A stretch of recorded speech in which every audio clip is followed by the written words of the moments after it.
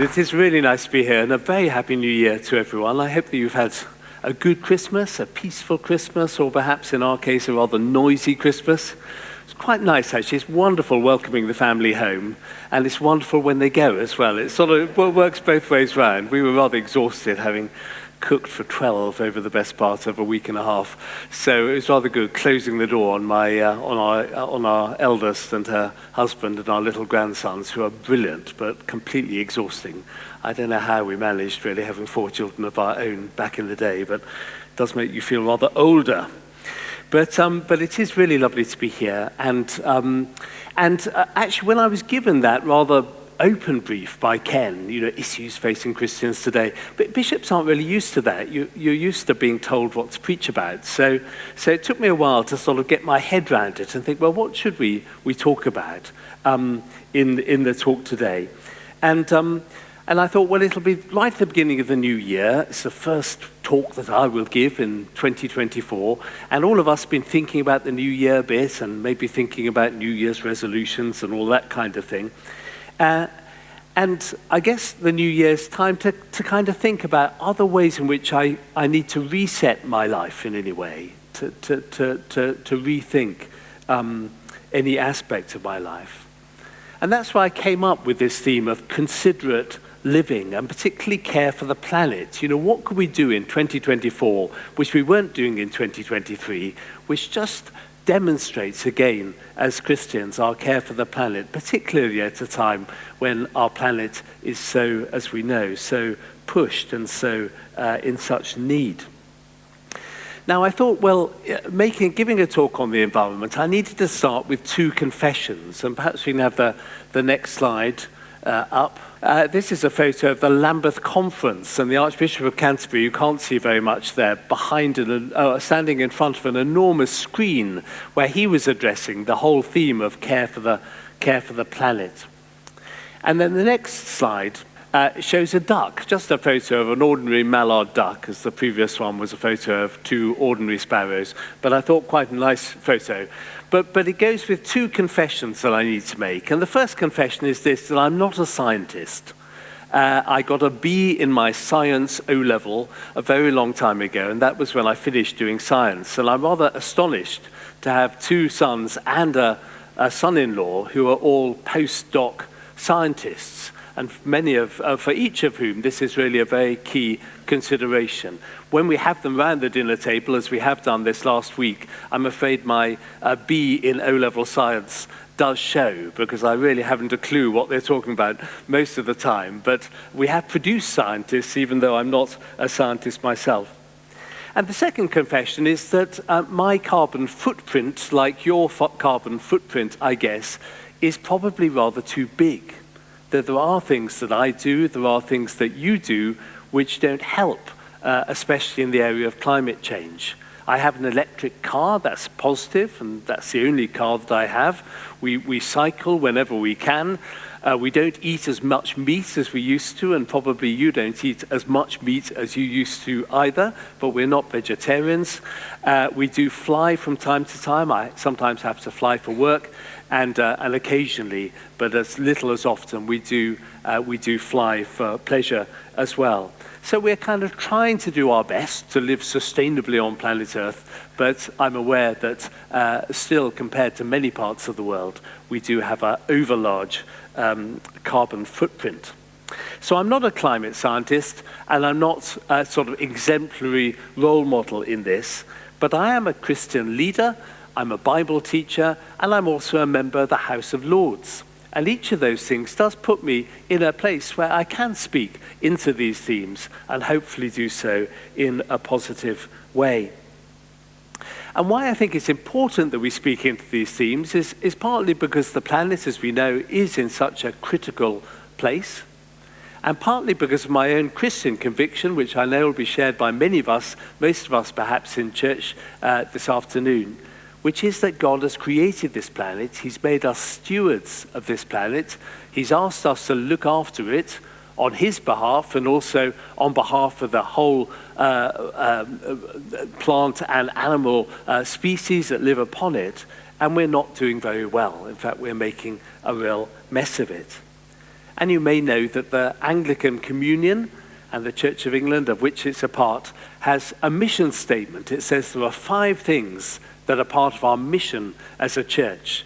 And they're to make new disciples, to make converts, preach the gospel, to grow those converts into disciples, to stand up against injustice, to look after the poor and needy, and 5thly, to care for the planet. Is what it was called the 5th mark of mission, is our responsibility for the planet. Now, why do Christians in particular, maybe Christian leaders, Nico who's here and others, why do we have a particular responsibility to speak up in this area? After all, it's really scientists and politicians and other people like that who need to be doing the work here, and really Christian religious leaders don't surely have very much to offer. But if we can have the next slide, a man called Gus Spieth, who was the US advisor on climate change, he said this in 2015, "I used to think," and by the way, this is the only photo that is not my photo, because I don't know Gus Spieth, but here is a photo from the internet. He said this, "I used to think that the top environmental problems were biodiversity loss, ecosystem collapse, and climate change. I thought that 30 years of good science could address these problems. I was wrong. The top environmental problems are selfishness, greed, and apathy. And to deal with these, we need a cultural and spiritual transformation. And we scientists don't know how to do that." Very interesting. You know, I used to think that scientists will sort it all out, but actually what I've come to realize is that the heart of the human problem is as someone said, the problem of the human heart is human greed and selfishness, and we scientists just don't know what to do about that. So, of course, it's important we don't go to the other extreme and write off the contribution that scientists and politicians and others can make in this area. We know that scientists have already made huge advances in battery technology, LED lighting, climate resistance, food crops. My son-in-law is involved in developing climate-resistant food crops. A food crop called grass pea, which grows in all kinds of parts of the world where no other food crops grow, but which is toxic unless you can find the gene or the series of genes that account for that toxicity and breed them out of it. And that is what Peter's been doing over the last 3 years. He's been breeding toxic genes, discovering the toxic genes, and breeding those toxic genes out of grass pea so that it provides a sustainable food crop in parts of the world where other food crops won't grow. So, of course, scientists can do a huge amount, and so can politicians. Do you remember plastic bags that we used to get given at supermarkets when we bought our goods? Do you know, by putting, I think initially it was 5p, and now it's a bit more than that, charging us 5p for our plastic bags, the plastic bags that in 2016, Tesco's alone gave away 651 million plastic bags. After the law changed, that moved from 651 million to selling 1.4 million plastic bags. Huge, huge change, 651 to 1.4, simply because we don't want to spend a few pence on plastic bags. I mean, that was a great thing, wasn't it? Just a great piece of legislation, little legislation, slightly inconvenient for a while, and then it made a huge difference. And of course, another piece of legislation globally, which made a huge difference, which shows that we can tackle some of these things. Do you remember the crisis in the ozone layer? We all got really concerned, and rightly so, about the hole in the ozone layer, which was making us much more susceptible to all kinds of sun-related illness. And we fairly much closed that hole in the ozone layer simply by governments all around the world banning the sale of CFZs, I think, or CFCs they were called, in what were they, sort of sprays that we use around the place. So, of course, scientists, politicians can do a huge amount. But why is it maybe that the faith leaders have a role here to play? Well, there are 4 things If you think of the three great faith traditions in the world, much the biggest faith traditions, there's Christianity, there's Islam, and there's Hinduism. Those are the three big faith traditions. And of course, one other thing about those faith traditions is that they attract a very large number of worshippers. Perhaps we can have the next slide. The next slide is a picture of a conference that I addressed in Nigeria just in November last year. And you can see the choir there. You might be able to see some people dancing. Actually dancing led by a Nigerian bishop, but I'm not sure you can see him there. And there were 10,000 people in this church, very, very large church, just a tiny proportion of the vast numbers of Christians in Nigeria and, of course, around the world. 80% of the world's population, in fact, more than 80%, belong to one of those three big religions, Christianity, Islam, and Hinduism. It's only 16% of the population who call themselves secular or non-religious or whatever.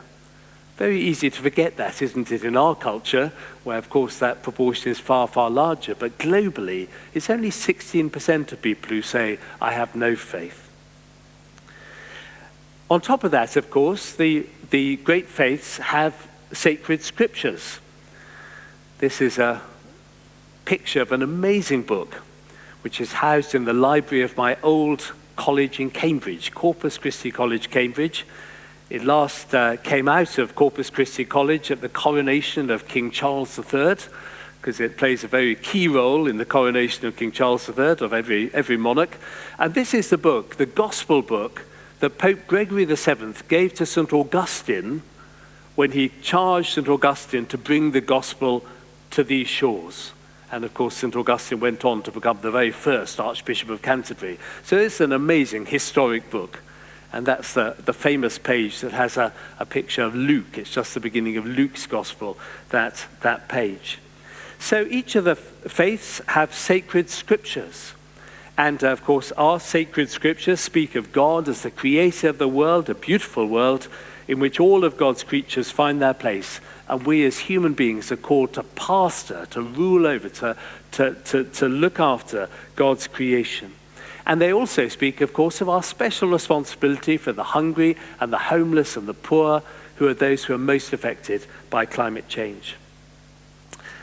The next slide reminds us that the great faith traditions, especially Christianity and Islam, have a worldwide reach. This was a photo I took at the Lambeth conference last year with rather a lot of bishops. I described it as shepherds without any sheep. So these were a whole lot of bishops. There were more than 100 nationalities represented in the Lambeth conference last year. It's an astonishing thing to be doing Bible study with bishops from the Philippines and Mexico and the United States and Australia and Kenya and Uganda. Just made an incredibly rich kind of reflections on God's word. But of course, because we belong to this global community, these are brothers and sisters.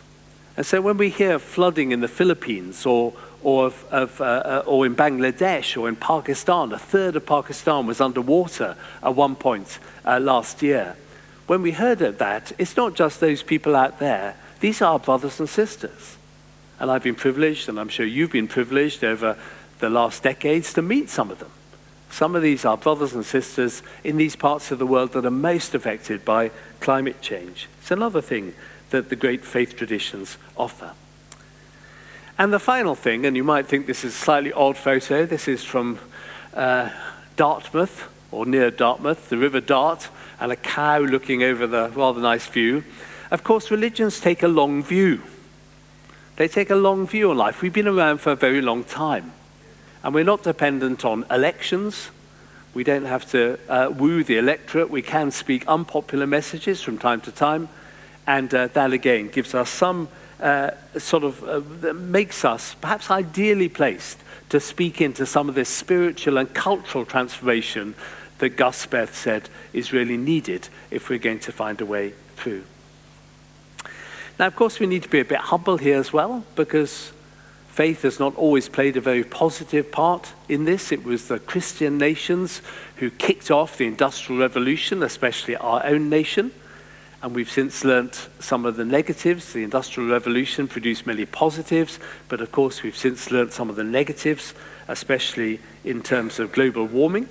And of course it's the Islamic nations who've most profited from global oil production, which has brought, again, benefits to the world, but is equally causing real harm. And there are some people around the world, including Christians, especially in the United States, who are climate change deniers, and who even say, well, it doesn't really matter if there's climate change. In fact, they'll bring it on because the Earth's going to sort of blow up it's going to be burnt up anyway, and it'll mean that Jesus comes quicker, and it'll all be great. So let's just carry on burning fossil fuels, and there are no problems here. And that is actually a very prevalent line of thought in much of the United States, especially. So Christians are not always exactly at the forefront here. Religion can be a force for harm and not just a force for good. But we in the church, I think, are beginning to wake up to our climate responsibilities, and that can only be a really good thing. Now, I just wanted to move on, and we will have some time for discussion and reflection and thought and so on. But I want to move on to why I've called this considerate living. Because a little while ago, I looked at the word consider in the Bible. And I thought, where does the Bible use the word consider?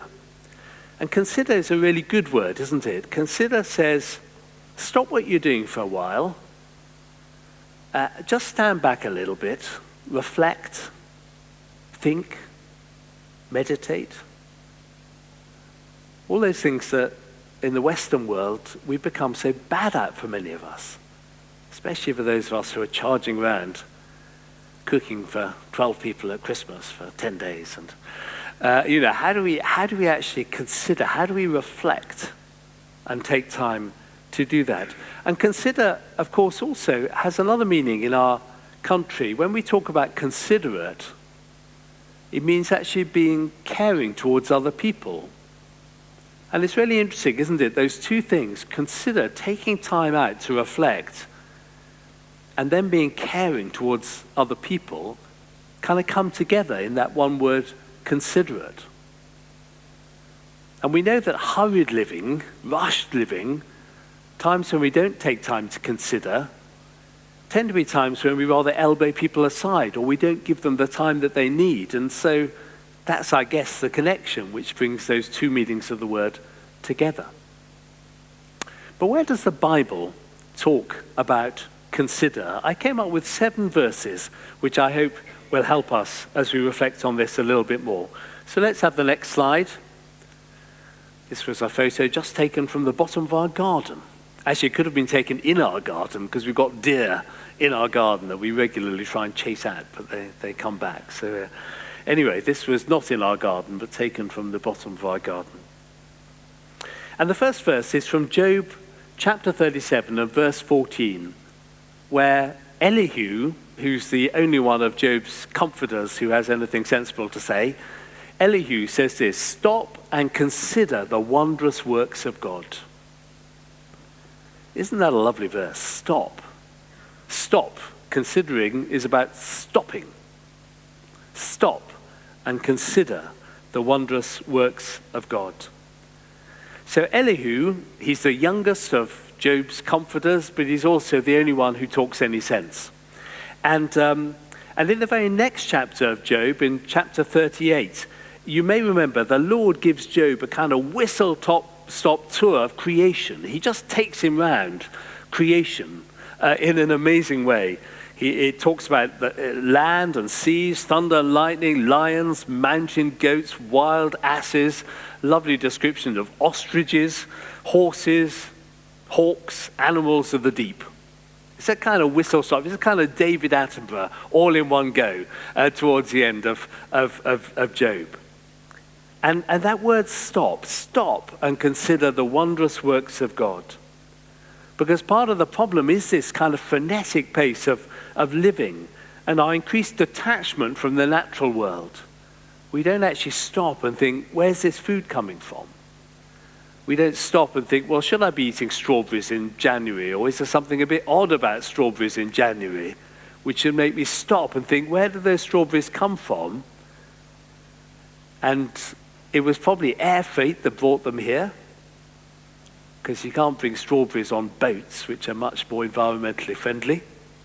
Stop and consider the wondrous works of God. We become sort of detached from our planet. And of course, most of us live in urban environments or semi-urban, suburban environments. And again, perhaps we become more and more detached. Certainly our children, our children's children become more and more detached from the planet. And intriguingly, in the book of Job, it takes a series of personal tragedies for Job actually to stop. And sometimes it does take a series of tragedies, maybe some really shocking things, either personally or in the life of our planet. You know, we suddenly have an appalling weather event that actually makes us stop again and consider what it is that we have, the wondrous works of God. And so this first consider, in this context, the Lord is calling us to stop and consider what we have and what we are in danger of losing. Let's consider what we have and what we are in danger of losing. You know, and I know, in our lifetime, the bird population has plummeted in this country. There are all kinds of birds that you and I would have heard regularly when we were younger that you hardly ever hear today. Quite common birds in those days. 70% reduction number of birds in a very, very short time, just a matter of a few decades. Stop. Consider the wondrous works of God, what we're in danger of, what we have and what we're in danger of losing. Here's my second consider. This is Psalm 41 and verse 1. This comes with a picture that I took in Uganda. I think the president, sounds rather grand, of a charity that digs wells and provides clean water and sanitation in southwest Uganda. And this is a picture of one of the very simple water taps which has been installed. These are very cheap to install. And a woman going with her children to collect water from it. But happy are those, says the psalmist, who consider the poor. The Lord delivers them in the day of trouble. There is a strong link in the scriptures, actually, between caring for the environment and caring for the poor. You'll find it very much in Leviticus, especially in the concept of gleaning, leaving the edges of your field so that the poor can come and gather food from there. You'll find it in the year of Jubilee, the concept of that as well, this bringing together these two things. But of course, the industrialization of the West has drawn this whole connection from a local reality, a sort of agricultural reality, into a much broader global context. And we know, of course, and we're all aware of this, that the world's richest nations are often really much more immune from global climate change from the poorest nations that produce much the fewest of the gases that lead to global warming. I was chairing a conference. It's called the Partners in World Mission, and we had a number of people from Bangladesh who were speaking at that conference a couple of years back, 3 or 4 years back, before COVID. And we had a number of really moving speakers, both from Bangladesh, also from the Philippines and Kenya, just speaking about how directly climate change is affecting them. And it just reminded me that those 5 marks of mission I mentioned earlier actually really all belong together. You know, if we're to look after the poor, if we're to confront injustice, if we're going to be real disciples in this context, then actually care for the planet really goes along with that as well. And so the Lord in this context is calling us to consider the impact of our actions on the world's poor. My third consider, this is another African picture from Mothers Union group in Malawi. The church was celebrating the 150th anniversary of the birth of the church in Malawi, the Anglican Church. It was founded in an expedition which David Livingstone rather encouraged. and the Archbishop of Canterbury appointed a bishop, a Scottish man, to become bishop and to become the first bishop of Nyasaland, as it then was. And he went out. And the first thing that this man did, he was called Charles Mackenzie, he saw a number of Malawians who were being taken into slavery. And he couldn't bear this, so he picked up his rifle and he killed a couple of the slave traders dead. And this caused rather a stir in Canterbury, where the Archbishop wondered, I just made someone bishop, and the first thing he's done is shot a couple of people. So this sort of muscular Christianity at its most muscular. But anyway, it made Charles Mackenzie an absolute hero among the Malawians. And the gospel spread, and actually Charles Mackenzie died 3 months after arriving in Malawi, but is still feted as a great hero there. Anyway, that's by the by. 150 years later, I was privileged. We had a very strong link with Malawi from Birmingham, where I was at the time. So this is the verse. Let those who are wise give heed to these things and consider the steadfast love of the Lord. Considerate living, standing back to consider the steadfast love of the Lord. It's always a good discipline, a good thing to do. The steadfast love of the Lord. The psalmist has just been reflecting on how God saves those who cry out to him. You may remember this psalm. Some went down to the sea in ships. Do you remember that rather evocative sentence? He's spoken of how God can turn rivers into a desert and a desert into springs of water. And he concludes that we should give heed to these things and consider God's steadfast love. Something about gratitude here, isn't there? Actually about giving thanks to God for his steadfast love. Those words, gratitude and grace, they come from just the same place. We receive grace and we show gratitude. They come from the same derivation, both in English and in the Greek. And so the Lord calls us to be grateful for every sign of his steadfast love, rather than always wanting more, which of course is part of the problem. Let's have the next one. Now this is not an anthill, but a termite mound on the same trip to Malawi, and a couple of goats grazing on it. Termites are amazing, aren't they? They're extraordinary, these enormous great constructions that they make. And this is a verse from Proverbs chapter 6 and verse 6. Go to the ant, you lazy bones, consider its ways and be wise. Go to the ant, you lazy bones, consider its ways and be wise. And the passage goes on, without having any chief or officer or ruler, it prepares its food in summer and gathers its sustenance in harvest. It's a great little passage addressed to those who find it hard to get up in the morning, or hard to get motivated. And it speaks of creation as our teacher. We actually have things to learn from the created order.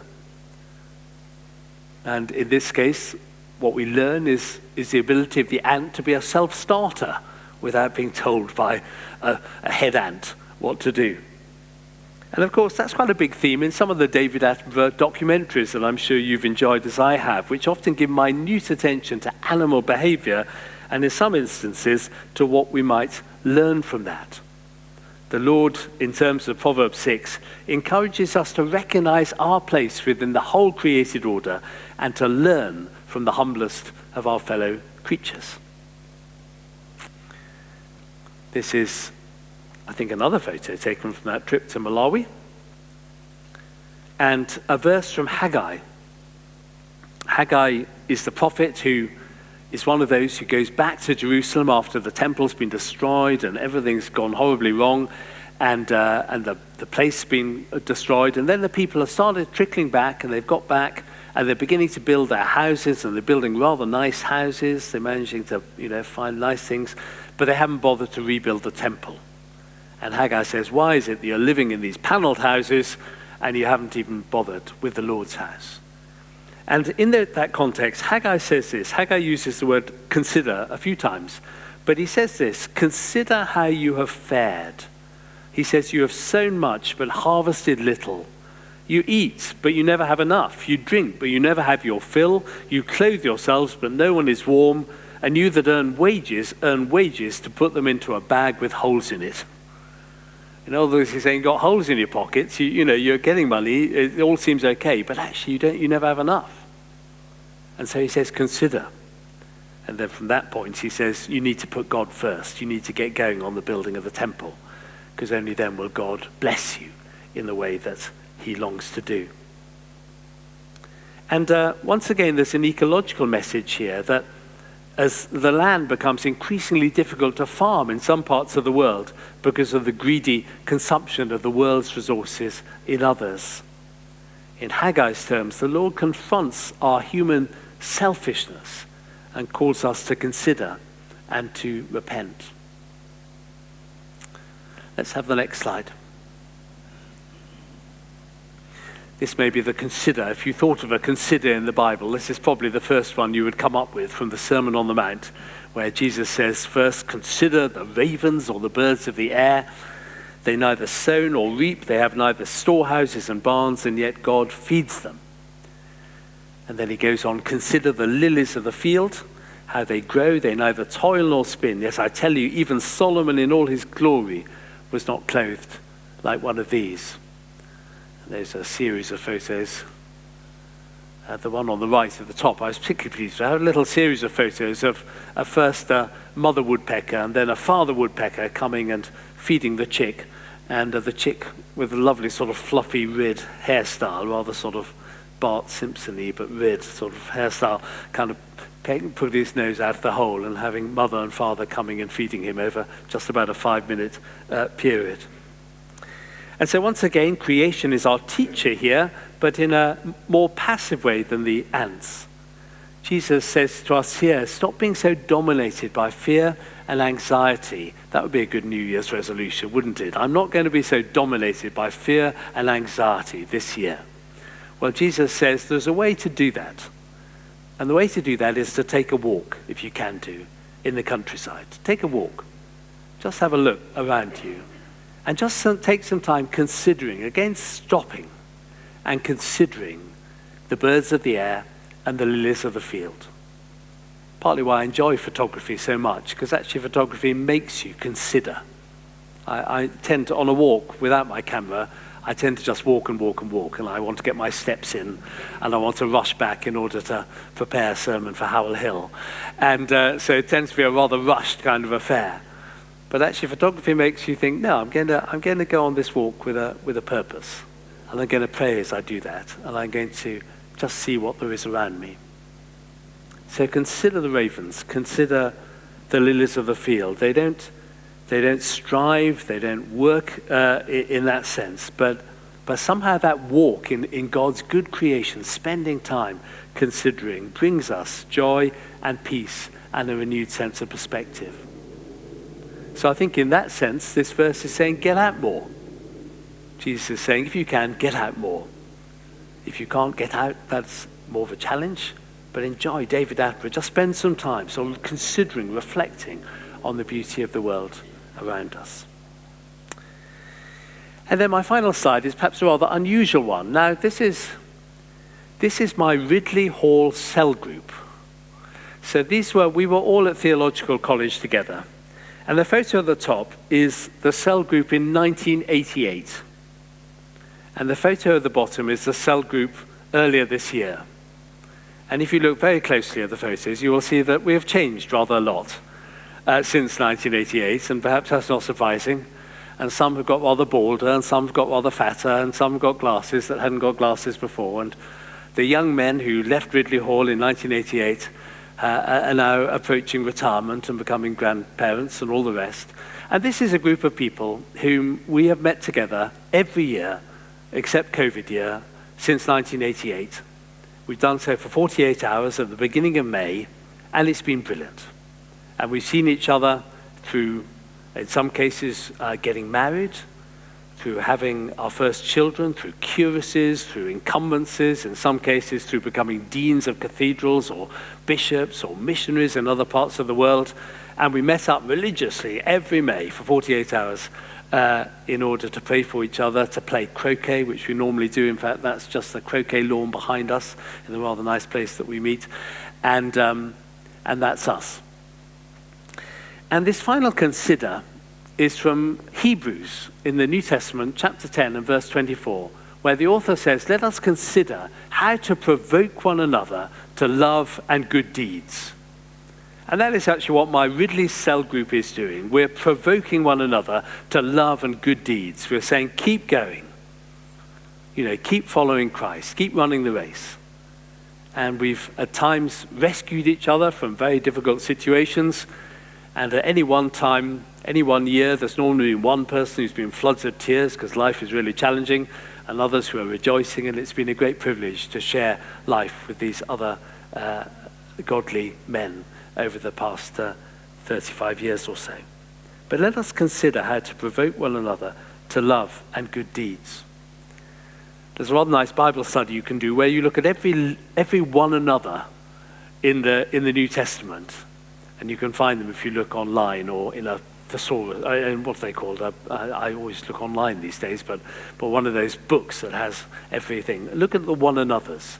The most common one another in the Bible, surprisingly enough, is love one another. That comes rather a lot of times in the New Testament. The second one actually is rather unusual. Let us offer one another or kiss one another, a sign of peace. Kissing is a sign of peace. Again, a sign of love. But this one is the only time we're told to provoke one another. Seems a bit odd, doesn't it? Provoke one another. Stir each other up. So provoke one another, what to do, to love and to good deeds. And I guess part of our ecological concern should be about how do we provoke one another to love and good deeds? How do we actually encourage one another? My children encourage me. Our eldest and her family are vegan. Now, we're not vegan. They're vegetarian kindly when they come to us, because I can't cook vegan. Well, I do my best, but I can just about do vegetarian for a week. But that is provoke. That makes us think, actually, we ought to stop eating as much meat as we do. And Peter's research, our eldest son-in-law's research in grass pea, reminds us of those parts of the world where crops don't grow so easily, and actually the importance of making sure that the poorest are fed. So how do we provoke one another to love and good deeds? So just in summary, the Lord calls us to stop and consider what we have and what we are in danger of losing, to consider the impact of our actions on the world's poor, to be grateful for every sign of God's steadfast love, to recognize our place within the whole created order, and to learn from the humblest of our fellow creatures, to repent of our selfishness, to get out more, and to provoke one another to love and good deeds. And could we have the next slide, the final slide?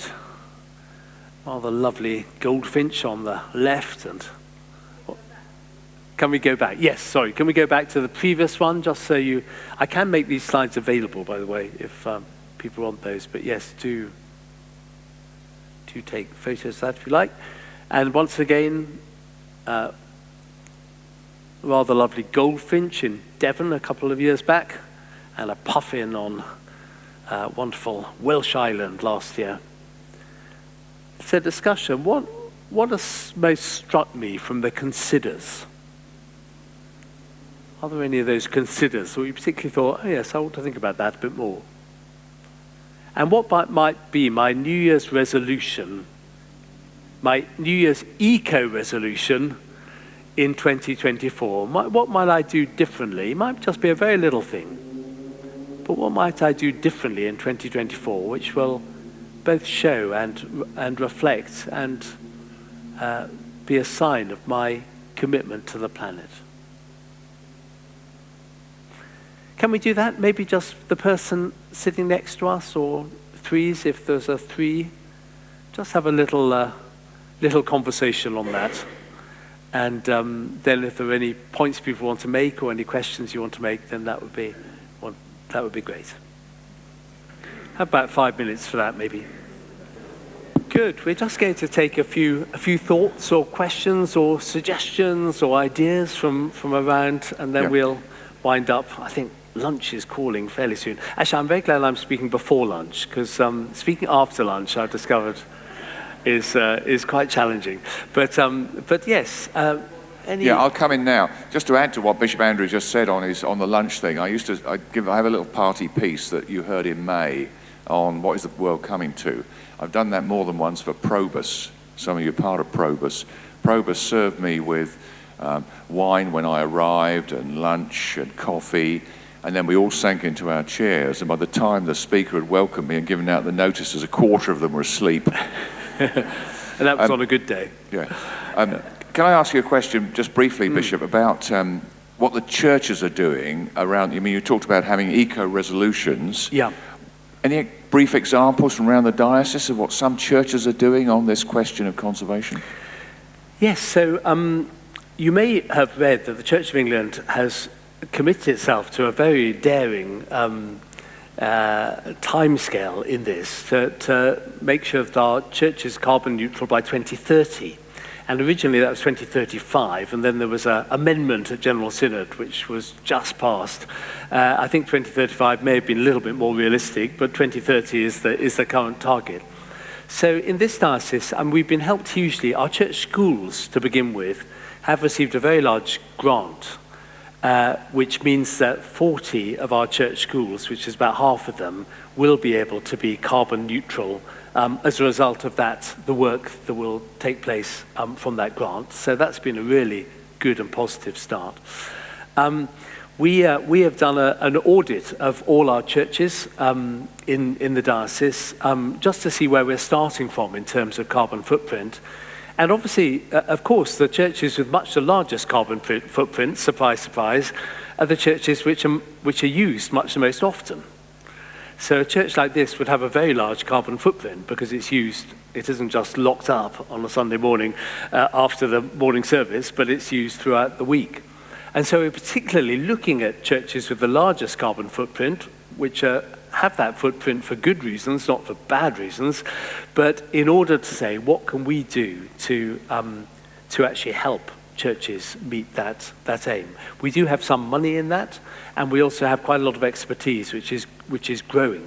So a number of churches, for example, and this is becoming more possible in historic buildings as well, are putting obviously solar panels up.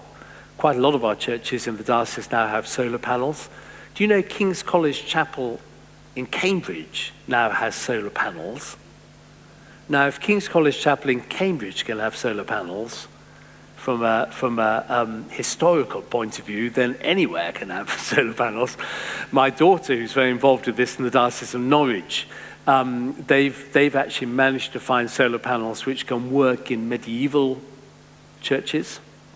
Now, we're quite blessed in this diocese, if you call it blessed, by having rather few historic churches. We actually have comparatively few Grade 1 listed churches in this diocese. If I was Bishop of Exeter or Norwich or Lincoln, I mean, I've got 300 medieval Grade 1 listed churches sitting in the middle of fields. Now, of course, they don't get used much, so their climate, their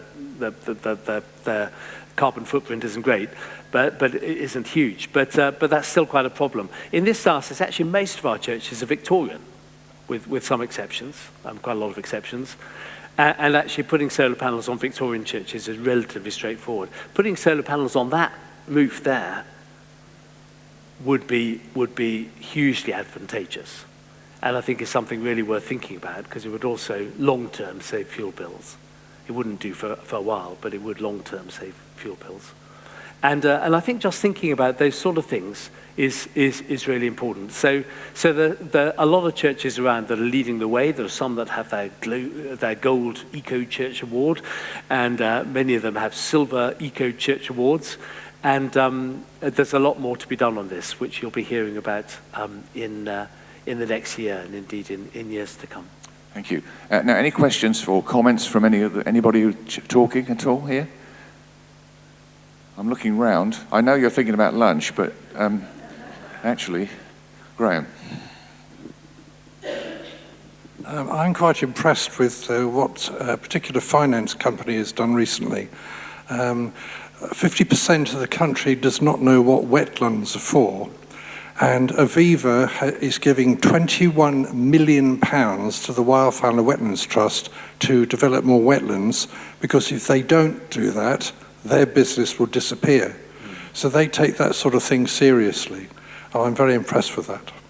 Yeah, I think that's a really good point. I mean, big business, if we can encourage big business to take their environmental responsibility seriously, and sometimes it's in their own interest to do that, I think that can be hugely helpful. And I agree, I've heard about that project, and it is remarkable, actually, sort of rewilding, as it were, and creating habitats, wetland habitats. I think it's a fantastic example of that.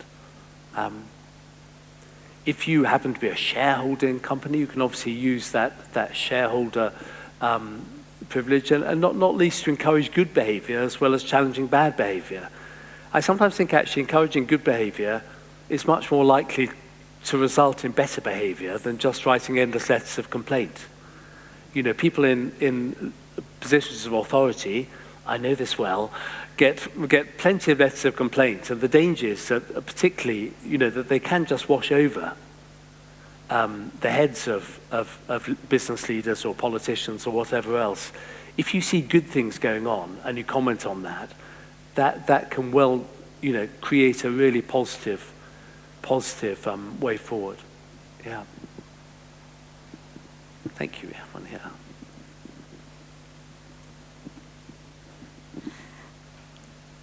I'm trying to figure out how to say this. How do we become more eco-friendly, but be able to afford to do that? It's become very trendy to be eco-friendly, but in the fact of we're in the middle of a cost of living crisis, it become very expensive. So actually, from someone who financially struggles, it's often cheaper to do the non-eco-friendly thing. So how can we stop the greed, I suppose, in that? That's a really good question. And of course, as soon as I say I have an electric car, which is provided for me by the church commissioners, then that makes half of you think, well, that's all right for him, but but I couldn't possibly afford an electric car at the moment. And I think that's a really, really good point. I think we need to look at food costs. I mean, I do think that that we can live healthily and environmentally well on. I don't think that it costs more necessarily to live in an ecologically friendly way. I think we just have to be a bit smarter about it. And certainly I've been very interested by churches in the diocese. I mean, obviously quite a number of people involved with running food banks. I'm sure the people here who've been involved with running food banks.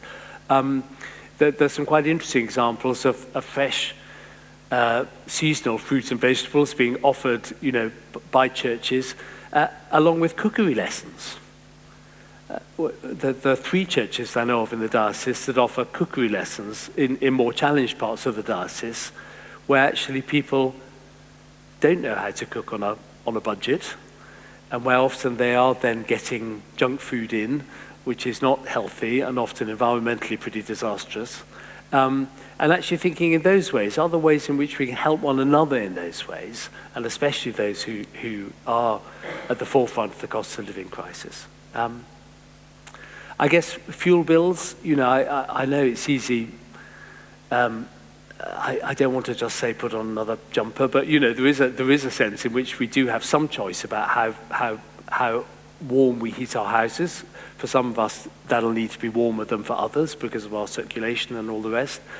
I'm aware for ourselves, we have a whopping great house that we're provided with, which if we were to heat the house, the whole house would result in impossible fuel bills and be disastrous environmentally. So to think about that, heat the person, not the room, is obviously a very basic thing. Switch off the radiators when you're not using the room, and just thinking sort of smarter in those ways, which also saves money. So I think I do absolutely take the point. I think particularly about transport, but then transport, using public transport is much better than driving your own car because other people are using it. Where we can use public transport, do that. If we're able to cycle, or use an electric bike. I've just bought my wife an electric bike rather than at one stage we think we needed a second car because just having an electric car was proving quite challenging. But my wife works 5 miles away from home, but and the hills were starting to get a little bit tiring. But electric bike was a really good solution, which she loves, and seems to be doing the trick. But of course, all of these are for some people and not for others. I'm not saying it there's one size fits all here. And simple things like insulation. You know, the basic message is that so much of our that there are often simple solutions, like increasing the insulation in our lofts, which actually will result in lower fuel bills, and helps save the planet as well.